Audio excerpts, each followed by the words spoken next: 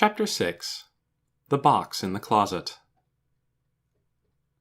It was strange how people didn't talk much about the blackout. Power failures usually aroused lively discussion, with clumps of people collecting on corners and saying to each other, "Where were you when it happened?" and "What's the matter with the electricians? We should kick them out and get new ones," and that sort of thing. This time, it was just the opposite. When Lena went to work the next morning, the street was oddly silent. People walked quickly, their eyes on the ground. Those who did stop to talk spoke in low voices, then hurried on their way. That day, Lena carried the same message 12 times. All the messengers were carrying it. It was simply this, being passed from one person to another. 7 minutes. The power failure had been more than twice as long as any other so far. Fear had settled over the city. Lena felt it like a cold chill. She understood now that Dune had been speaking the truth on assignment day. Ember was in grave danger. The next day, a notice appeared on all the city's kiosks.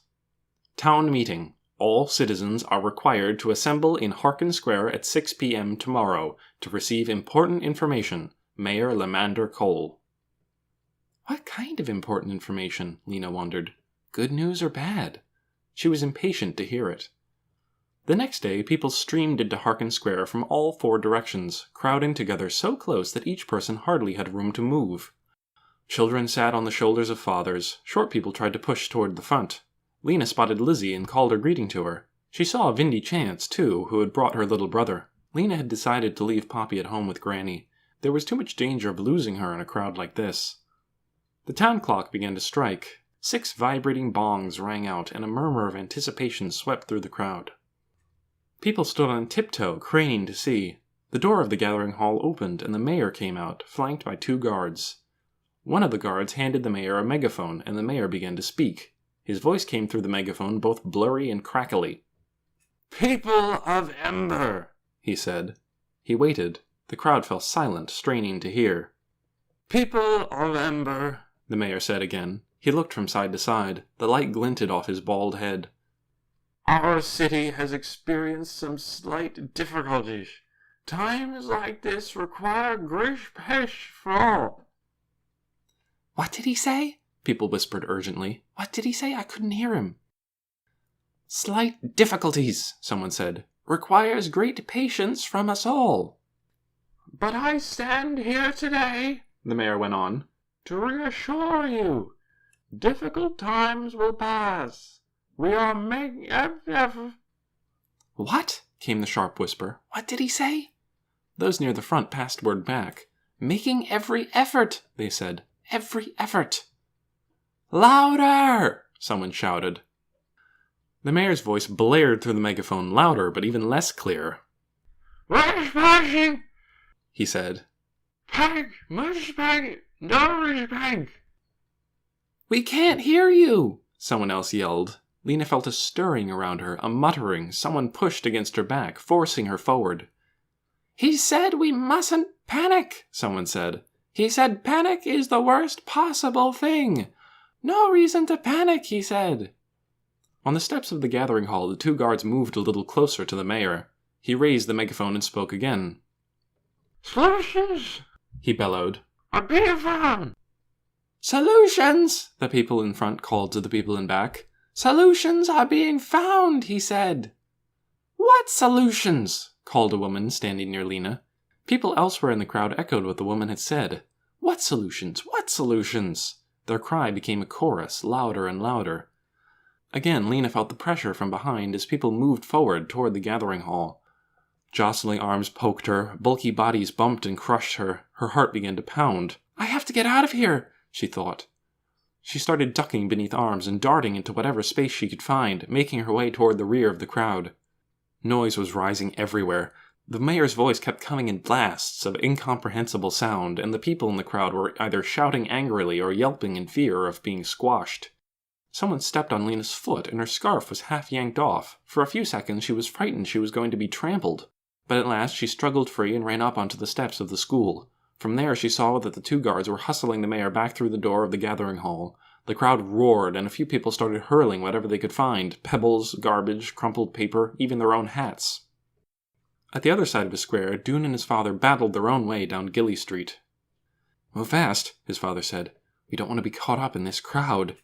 They crossed Broad Street and took the long way home, through the narrow lanes behind the school. "Father," said Doone as they hurried along, "the mayor is a fool, don't you think?" For a moment his father didn't answer. Then he said, "He's in a tough spot, son. What would you have him do?" "Not lie, at least," Doone said. "If he really has a solution, he should have told us. He shouldn't pretend he has solutions when he doesn't." Doone's father smiled. "That would be a good start," he agreed. "It makes me so angry the way he talks to us," said Doone. Doone's father put a hand on Doone's back and steered him toward the corner. "A great many things make you angry lately," he said. "For good reason," said Doone. "Maybe. The trouble with anger is it gets hold of you, and then you aren't the master of yourself anymore. Anger is." Doone walked on silently. Inwardly, he groaned. He knew what his father was going to say, and he didn't feel like hearing it. "And when anger is the boss, you get—" "I know," said Doone. "Unintended consequences." "That's right. Like hitting your father in the ear with a shoe heel." "I didn't mean to." "That's exactly my point." They walked down Pibb Street. Doone shoved his hands into the pockets of his jacket and scowled at the sidewalk. "Father doesn't even have a temper," he thought. "He's as mild as a glass of water. He can't possibly understand." Lena was running. She'd already dismissed the mayor's speech from her mind. She sped by the people on Otterville Street going back to open their stores and overheard snatches of conversation as she passed. "Expects us to believe," said one voice. "He's just trying to keep us quiet," said another. "Heading for disaster," said a third. All the voices shook with anger and fear.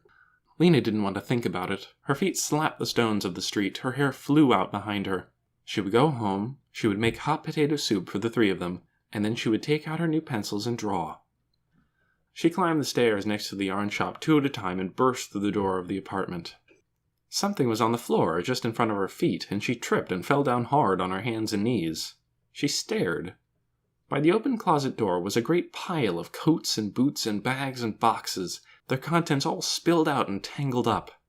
A thumping and rattling came from inside the closet. "Granny?" More thumps. Granny's head poked around the edge of the closet door. "I should have looked in here a long time ago," she said. "This is where it would be, of course. You should see what's in here." Lena gazed around at the incredible mess. Into this closet had been packed the junk of decades, jammed into cardboard boxes, stuffed into old pillowcases and laundry bags, and heaped up in a pile so dense you couldn't pull one thing out without pulling all the rest with it. The shelf above the coat rack was just as crammed as the space below, mostly with old clothes that were full of moth holes and eaten away by mildew.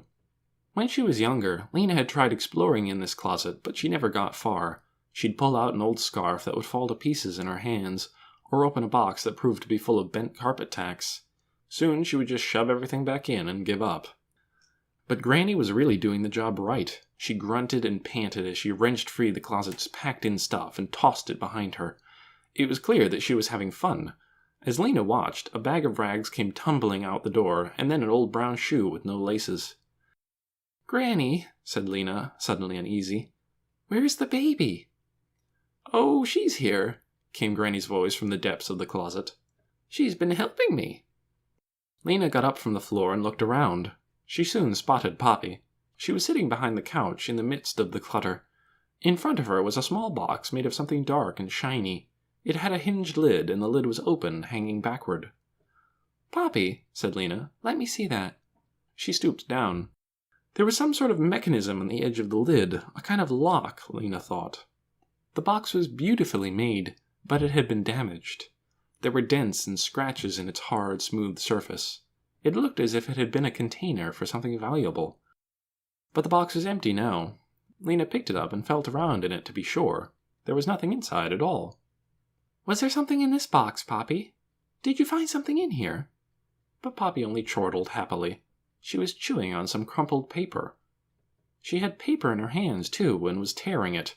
Shreds of paper were strewn around her. Lena picked one up. It was covered with small, perfect printing.